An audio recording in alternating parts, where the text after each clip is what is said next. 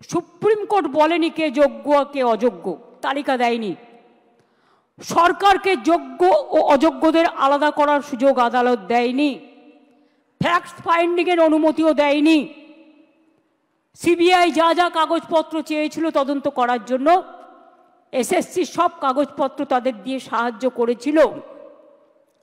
আমরা লয়ার কাদের দিয়েছিলাম শুনে রাখুন, আমরা লয়ার যাদের দিয়েছিলাম এবং এখনো দেব, সেই লয়ার কারা একটু জেনে রাখুন, আপনাদের জানার প্রয়োজন হয়। তার কারণ,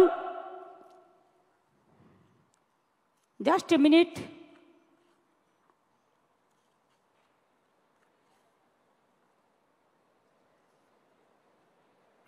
সম্ভবত আমার যতটুকু মনে আছে অভিষেক মনু সিংভি ছাত্রদের হয়ে লড়েছে। যাই হোক, তোমাদের সাপোর্ট দিয়েছি আমরা, হেল্পিং হ্যান্ডস। অভিষেক মনু সিংভি, এবার আমরা বলেছি, এবার আমরা কাদের নিচ্ছি সেটা বলে দিচ্ছি।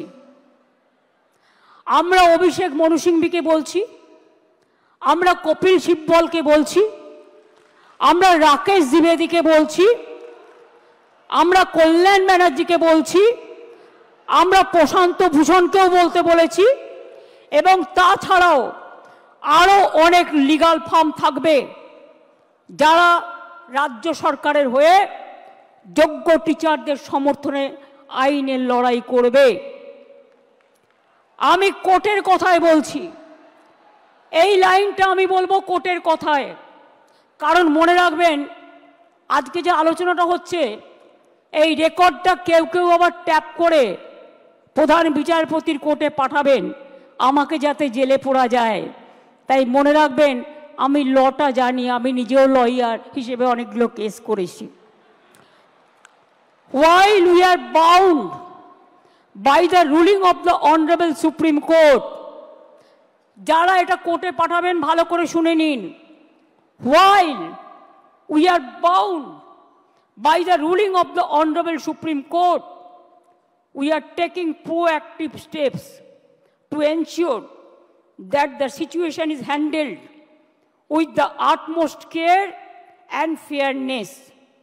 We will explore all possible legal avenues, including seeking modifications of the judgment and other reliefs to provide justice to those who have been affected.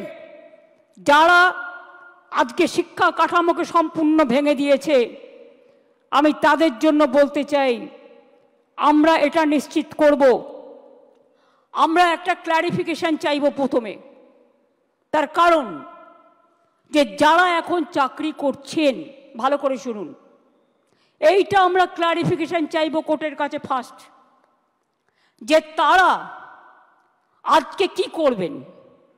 আপনারা যে বললেন নতুন করে পরীক্ষা নিয়ে লিস্ট করতে, আগে আমাদের জানতে হবে যে স্কুলের বাচ্চাগুলোকে তারা পড়াতেন, যারা স্কুলে যেতেন, যারা কাজ করতেন, যারা শিক্ষক শিক্ষিকারা আজও স্কুলে অনেকে যাচ্ছেন, তাদের জন্য আপনাদের কি ক্ল্যারিফিকেশন, স্কুল কে চালাবে, কাজগুলো কে চালাবে।